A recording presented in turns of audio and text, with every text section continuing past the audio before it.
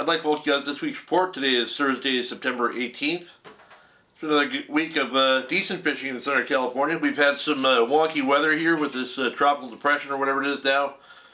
Kind of this way, it rained here this morning. The wind forecast has been very much incorrect last few days, which seems to be the pattern when we have this southern push. So we'll talk about the weather in a second, though. I want to give you guys a wrap-up of the CCA Star tournament. We just had the awards on Saturday. Gave away almost $100,000 in prizes. Scott Sawa won an 18-foot Parker for submitting his bass entries.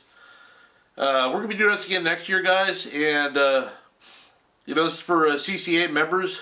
And it's $40 to become a member. And then $40 for the to enter the Star tournament. All you have to do is catch a fish over a certain length.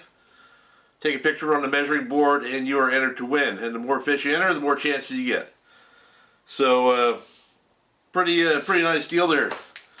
Win that much money, or a part of that. I mean, we also gave away a small inflatable boat, trips to Coronado Island, a trip with Ali on the Brass Monkey Sport Fishing. We gave away a bunch of rods, reels, coolers, you know, all kinds of stuff. Just a ton of stuff. So keep it in the back of your brain for next year to sign up. You don't need to be an expert fisherman to win. They call it a tournament, but really it's just a giveaway where you catch fish and you enter them to win it. It's not the most fish, the biggest fish. It's just a raffle. So in other news related to that, if you're a hoop netter, you might want to check out the CCA California Ambush the Lobster Season Derby.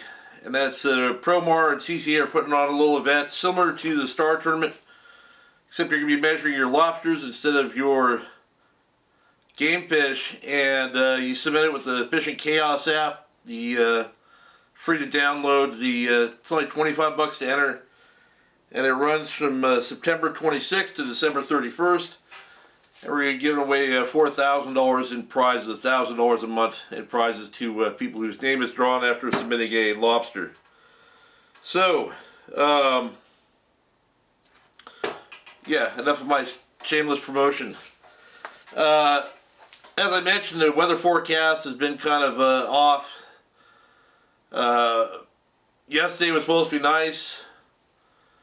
The nicest day of the week, early in the week, and ended up being one of the worst weather-wise, so just be aware of that. From what I'm seeing this morning, Friday looks good everywhere. Saturday and Sunday, it's going to be nice along the beach. As far out as, I'm going to say, Catalina, and then it's breezier on the outside. I'm not saying it's too breezy to be on a sport boat, but private boaters should probably reconsider making a run to the outer Channel Islands or San Clemente or something like that, if this forecast holds true. Out on the tuna grounds behind Clemente out towards Tanner and Cortez, it looks like it's blowing pretty steadily with not less than 13 knots of wind the whole weekend, which again isn't bad for a sport boat, but you get a small private boat out and that's be miserable. So one last thing, we have War Heroes on the water this weekend. So if you see a boat flying the War Heroes on water flags on Sunday or Monday or Saturday coming out of Newport Harbor, definitely honk your horn and give the veterans a salute from the fellow fishermen here in California. I'm not going to be able to do it this year. I wasn't able to commit because of my job changing, so I'm going to go to the kickoff on Saturday and help send them off. Right on to the fishing. So Channel Islands. Not a ton of coverage up there. It's been hit or miss on weather like everywhere else. The new Hustler got some sea bass. The other day I mentioned at Rosa. You know, we're on I think on a new moon cycle right now, but we might get another shot of those yet the next full moon. The Aloha Spirit, they're still doing their mixed bag stuff. They're catching bass, rockfish, bonita, a few barracuda, a few small yellows. Just fun fishing, you know. It's and halibut, forgot to mention that. So like I always say here at this time of year, any time of year, if you go out just expecting to catch some fish and have some fun, you're going to have a great time. And if you go with a bunch of expectations of what you need to catch to be happy, you're never going to be happy. spent a lot of my young life worried about chasing fish counts, and it never brought me any joy, and I don't think it will for you either. In related news, they're replacing the Aloha Spirit with a new boat, a little bit bigger. And Sean has the original Aloha Spirit up for sale right now. I think they're asking about $350,000 for it. So if you want to have your own sport boat or charter boat, or just a really interesting private boat of your own with lots of seeing in a galley, you might want to reach out to them and see if they're if you guys can make a deal. Nick and SBI, no report. I saw yesterday was, you know, if you guys ever check the weather report, they have a weather station at Santa Barbara Island. The weather station sits right on top of the island at a very particular place, which causes the wind to have the mountain effect, and it really affects where that. I think that the weather station's on the east side of the island, as opposed to the west side. The west side will give you a more accurate representation of what the wind is, because it doesn't have the mountain effect or the airplane wing lift. And yesterday afternoon it said it was blowing 32 knots at SBI, which probably means it's blowing close to 20 at sea level. Not great. Clemente got quite a bit of coverage from my friend Benny Florentino. Was over there on Sunday and Monday. He said he basically fished the entire island and had really good calico bass fishing everywhere he went. Said the best fishing was on the outside edges of the kelp beds at 40 to 80 feet of water. This is a pretty standard summer staging area for calicos when they're feeding on bait fish. He said nothing really biting on the beach, and that's pretty typical.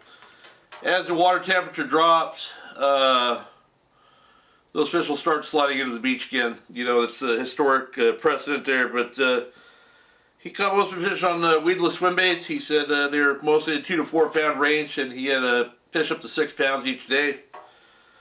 There's still some yellows biting on the backside if you have squid.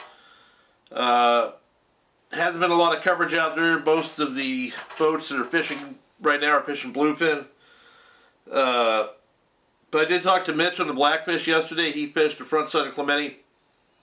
Wanted to fish tuna, but it was too rough, so he hit the island and caught a bunch of smaller yellows. He caught bass. He caught rockfish. He said really good fishing along the front. Just anchor up, get a chum line going, and do your thing there. Yeah, that's really all that I have from Clemente. I actually have nothing from Catalina this week. I saw my friend Vaughn Podmore at the launch ramp Tuesday, but he had gone tuna fishing. I don't know if he caught anything or not. I didn't get a chance to ask him. So locally, here in what I call the northern sector, I talked to Fumio Ogashi. I don't know if I'm saying your name or last name right, Fumio, I apologize.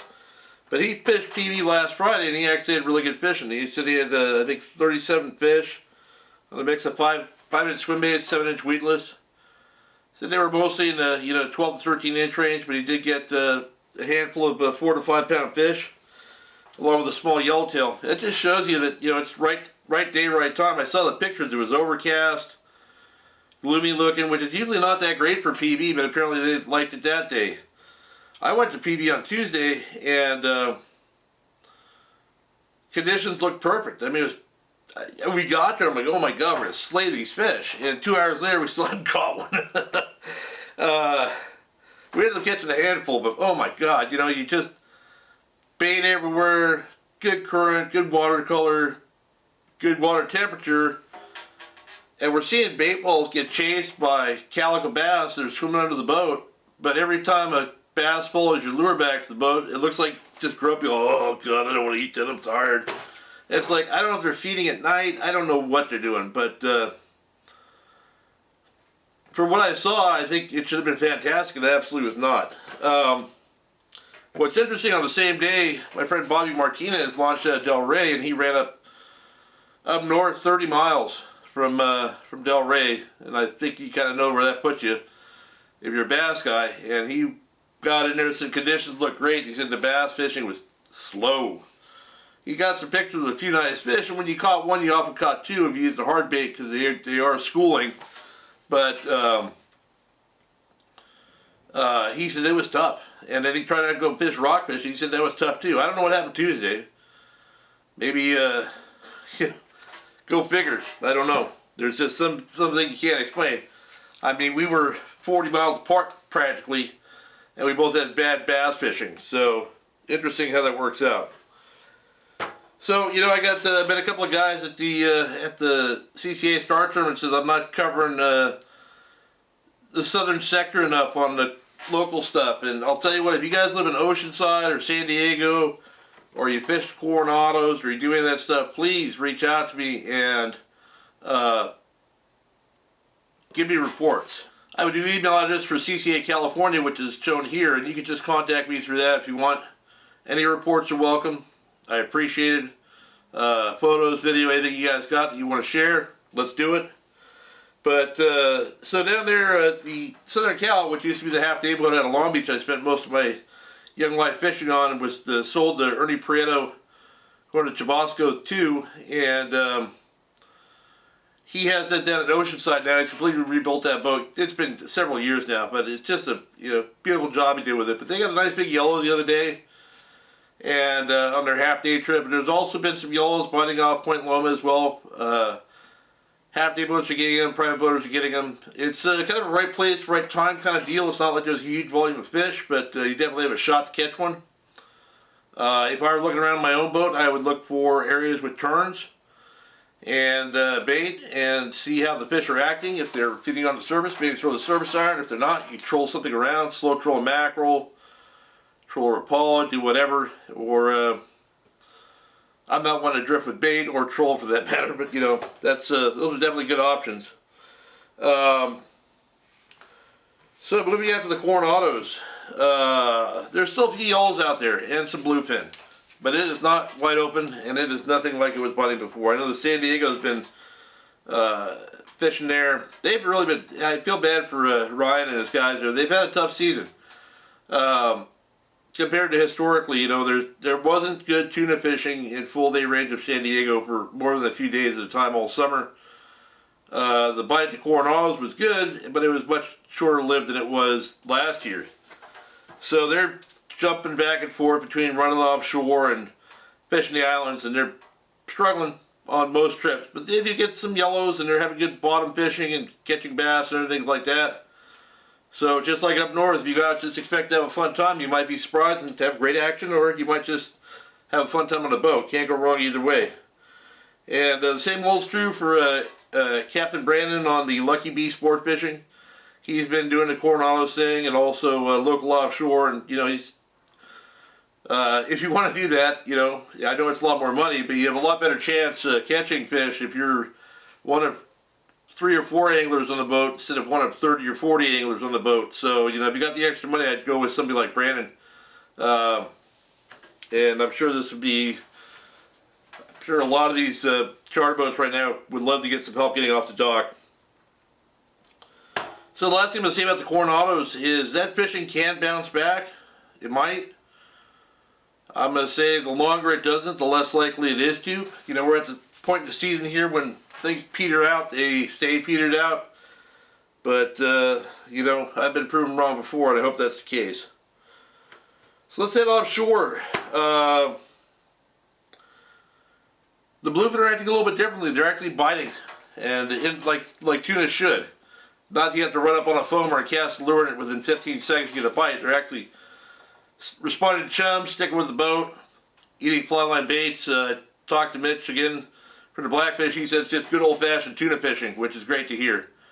A lot more slower pace, a lot less frustrating at times. So I know quite a few of the sport boats are getting limits. I saw the Coronado and the Eldorado had limits, and a couple of boats out of San Diego as well. Those fish are scattered around now. So what happened a couple weeks ago is that the water warmed up big time between Catalina and Clemente, and a lot of those fish slid out off the west end of Clemente and off the backside out to Tanner and Cortez. We've had some wind. That water's cooled down a bit again. The currents kind of start changing at this time of year, and those fish have slid back inside.